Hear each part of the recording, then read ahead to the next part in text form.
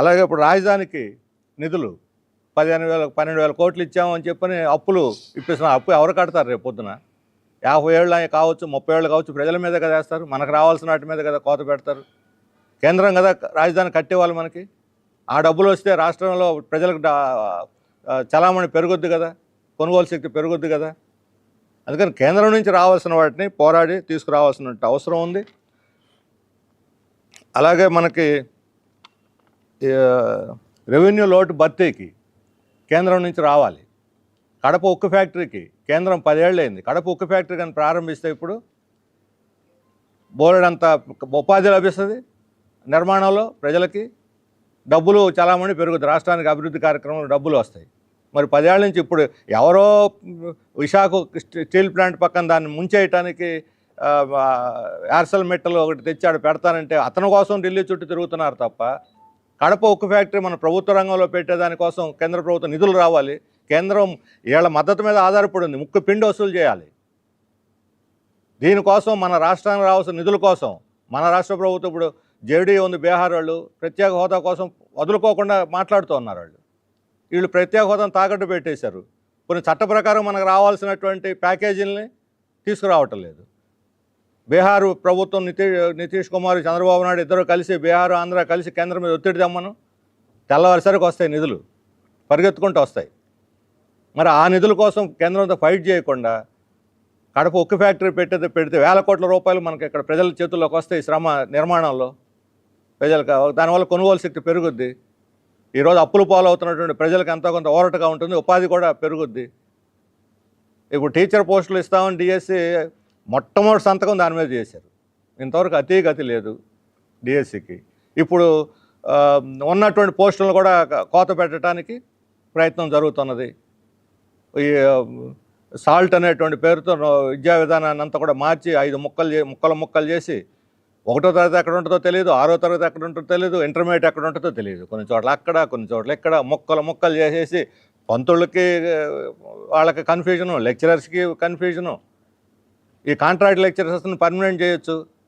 ఒక 40,000 మంది టీచర్ పోస్టులు ఖాళీ ఉన్నాయి. ఇప్పుడు ఈ సాల్ట్ అనే ఈ సంస్కరణల వల్ల 20,000 స్కూళ్ళు ఈ సింగిల్ టీచర్ స్కూళ్ళుగా మారిపోతున్నాయి. 20,000 స్కూళ్ళు సింగిల్ టీచర్, మిగతా వాళ్ళని 35,000 మందిని అడ్జస్ట్ చేయాలి. ఏం చేస్తారు అంటే కొత్త టీచర్లు ఎవరిని తీసుకోరు. 35,000 మంది టీచర్లు అలా అడ్జస్ట్ చేస్తారు. అంటే ఎళ్ళకు పంపిస్తారా కాంట్రాక్ట్ లెక్చరర్స్ని? వీళ్ళందరినీ కూడా ఇంటర్మీడియట్ కాలేజీలు 10th 8th నుంచి ఇంటర్మీడియట్ అన్ని మిక్స్ చేసి కొంతమందిని ఇళ్ళకు పంపిస్తారు. అప్పుడు ఉపాధి పెంచకుండా ప్రజల ఆదాయాలు ఎలా పెరుగుతాయి? ప్రజల మీద భారాలు ఏమంటున్నారు? వేయకపోవటమే కాదు, ప్రజల ఆదాయాలు పెంచడానికి కూడా చర్య తీసుకోవాలి ప్రభుత్వం. ఈరోజు అప్పుల్లో ఉన్నారు ప్రజలు. తలకు ఒకటికి 1,20,000 రూపాయలు తలకొక్కటికి అప్పు ఉంది. ఈ అప్పుల భారం నుంచి చాలా బయట రైతులు ఆత్మహత్యలు చేసుకుంటున్నారు, చేనేత కార్మికులు ఆత్మహత్యలు చేసుకుంటున్నారు, కౌలు రైతులు ఆత్మహత్యలు చేసుకుంటున్నారు, వ్యవసాయ కూలీలు చివరికి చిన్న వ్యాపారస్తులు కూడా ఇప్పుడు ఆత్మహత్యలు చేసుకునే స్థితి వచ్చింది. మరి దీని నుంచి ఎట్లా బయటపడతారు జనం? అందుకని మేము కోరుతుంది, ఇప్పుడు ప్రజలు భరించలేరు కాబట్టి మేము అదనపు పన్నులు వేయమని చెప్పడం కాదు. ఆదాయాన్ని పెంచే మార్గాలు మీరు ఎతకండి, ప్రజల ఆదాయాలు పెంచాలి. అందుకని కేంద్రంతో పోరాడి మనకు రావాల్సినటువంటి నిధులన్నీ కూడా తీసుకురండి. ఆంధ్రప్రదేశ్ ప్రజలు మేము వెనకుంటారు, ఫైట్ చేద్దాం. ఆ రకంగా పోరాడి తెచ్చుకున్నాం తప్ప ఇప్పటిదాకా కేంద్రం నిధులు ఎన్టీ రామారావు పెట్టాడు ఆ సాంప్రదాయం, పోరాడి తెచ్చుకునేటువంటిది. మీరు ఎన్టీ రామారావు ఉద్దేశాలకే ఈరోజు సమాధి కట్టేస్తున్నారు. అందువల్ల ఒక మాట చెప్పేసి మేము ప్రజల మీద భారం వేయమని, ఆ తర్వాత వేరు రూపాల్లో ప్రభుత్వ ఆస్తులు అమ్మటం, లేకపోతే ఇతర పబ్లిక్ సెక్టర్ని ధ్వంసం చేయటం, ఈ రకమైన ప్రకృతి వనరుల్ని కార్పొరేట్లకు అప్పచెప్పటం, ఇటువంటి ద్వారా మాత్రం ఇది ఆల్టర్నేటివ్ కాదు. కేంద్రంతో పోరాడి తీసుకురావాలి, దానికి మా మద్దతు ఉంటుంది. రెండవది, ఈరోజు ఆదాయం పెంచుకోవడంలో కార్పొరేట్ వాళ్ళ మీద మీరు వేయండి ట్యాక్స్, పెద్దవాళ్ళ మీద వేయండి. కార్పొరేట్ కంపెనీ అన్న పెద్ద దాని మీద అంటలేదు. ఈరోజు బడా కార్పొరేట్లు 1,00,000 కోట్ల రూపాయలు పన్నులు ఎగ్గొడుతున్నారు వాళ్ళు. మన రాష్ట్రంలోనే 1,00,000 కోట్ల ఆదాయం. కార్పొరేట్లు ఎగ్గొట్టిన వాళ్ళ ముక్కు పిండితే 1,00,000 కోట్ల ఆదాయం వస్తుంది మన రాష్ట్రంలో. అన్నీ దోచుకుపోతున్నారు, మన వనరులన్నీ వాళ్ళే దోచుకుపోతున్నారు. వాళ్ళ కన్సెషన్, విద్యుత్ కన్సెషను, ఆదాయ పన్ను కన్సెషను, కార్పొరేట్ ట్యాక్స్ల కన్సెషన్ ఎందుకు ఇవ్వాలి? మన మీద ప్రేమ కొద్ది వస్తున్నారా? మా రాష్ట్ర మహాసభ ఒకటే చెప్పింది, మనకు ప్రత్యేక హోదా వస్తే కార్పొరేట్ కంపెనీలు వాళ్ళంతా వాళ్ళే పరిగెత్తుకొస్తారు. వాళ్ళ చుట్టూ తిరిగి రాయితీలు ఇచ్చి, కాళ్ళు గడ్డాలు పట్టుకుని భూములు కేటాయించి, కరెంట్ ఇచ్చి, నీళ్ళు ఇచ్చి, అడవులు ఇచ్చి, అన్నీ మన వనరులన్నీ దోచిపెట్టాల్సిన అవసరం లేదు. ఈరోజు పెట్టుబడిదారులకు ఈరోజు చాలా సంక్షోభంలో ఉన్నారు వాళ్ళు. ఎక్కడ అవకాశం దొరుకుతుందో చూస్తున్నారు. వాళ్ళ చుట్టూ మీరు తిరగటం కాదు, మీ చుట్టూ వాళ్ళు తిరగాలి. ఇప్పుడు అక్కడ పోయి వచ్చారు దావోసు, ఏం సాధించుకొచ్చారు? అది ఊరకనే చర్చలకి ఇందులో ఏమి రావు పథకాలు అంటున్నారు. మరి మహారాష్ట్రకి తెలంగాణకి ఎట్లా వచ్చినాయి? వాళ్ళు ప్రకటించారుగా ఇన్ని ఒప్పందాలు చేసుకున్నామని చెప్పని. ఒప్పందాలు కూడా జరిగినాయిగా. మనతో ఎందుకు జరగలేదు ఒప్పందాలు? అందుకని వాళ్ళ చుట్టూ కాళ్ళ వేళ్ళ పడితే రావు మనకి పెట్టుబడులు రావాలంటే ఈ రాష్ట్రానికి ప్రత్యేక హోదా వస్తేనే పెట్టుబడిదారులు పోటీలు పడి వస్తారు. మీరు వాళ్ళ చుట్టూ తిరగమల్ల వాళ్ళే మీ చుట్టూ తిరుగుతారు. మీరు వాళ్ళతో బేరం ఆడవచ్చు. మీరు వాళ్ళకి కన్సెషన్లు ఇవ్వటం కాదు, వాళ్ళే బేరం ఆడి ఇక్కడ వస్తుంటే ప్రపంచంలో ఎక్కడా లేనన్న అవకాశాలు ఇక్కడ వస్తాయి. అప్పుడు ఎక్కడ పెట్టుబడులు పెట్టాలో తెలియక ప్రపంచంతో తిరుగుతూ ఉన్నారు వాళ్ళు. షేర్ మార్కెట్లు పడిపోతున్నాయి, ఎక్కడ పెట్టాలో తెలియట్లేదు. ఇప్పుడు షేర్ మార్కెట్ల నుంచి కూడా మన దేశం నుంచి బయటకు వెళ్ళిపోతున్నాయి షేర్లన్నీ బయటికి. అమెరికా సంక్షోభంలో ఉంది, అంత పెద్ద దేశం.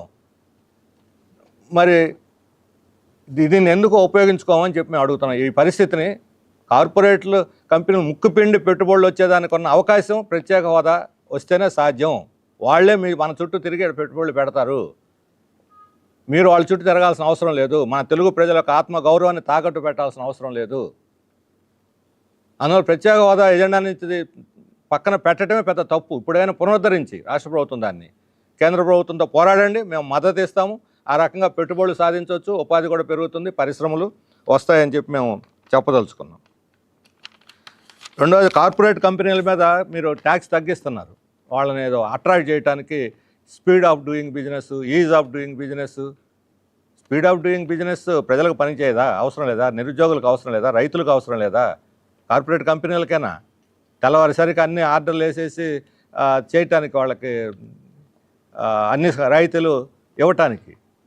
అందుకని మీరు కార్పొరేట్ల మీద అందరి మీద ఏమంటారు, బడా కార్పొరేట్లని మీరు వాళ్ళ మీద మన దీంట్లోనే స్పెషల్ రాష్ట్ర అభివృద్ధి కోసం స్పెషల్ సెస్ని పెట్టండి. కార్పొరేట్ల మీద వేయండి, ప్రజల మీద వేయటం కాదు.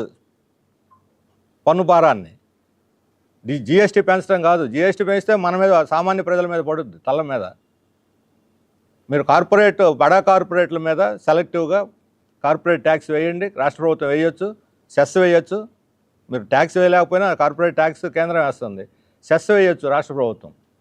డెవలప్మెంట్ సెస్ అని పెట్టండి, స్టేట్ డెవలప్మెంట్ సెస్ అని.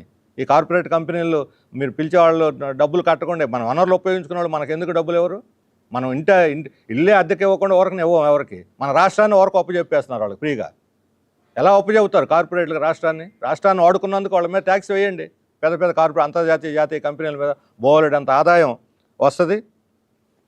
అలాగే ప్రభుత్వ రంగాన్ని బలపరుచుకోవాలి, దాన్ని బలహీనపరిచి అమ్మేయటం మార్గం కాదు. ఇప్పుడు ఉన్నటువంటి పరిస్థితుల్లో ప్రపంచవ్యాప్తంగా ఈరోజు ప్రభుత్వ రంగాన్ని అందరూ బలపరుచుకుంటున్నారు. అమెరికాతో సహా, యూరోప్తో సహా ప్రైవేట్ కంపెనీలు దివాళా ఎత్తున్నాయి.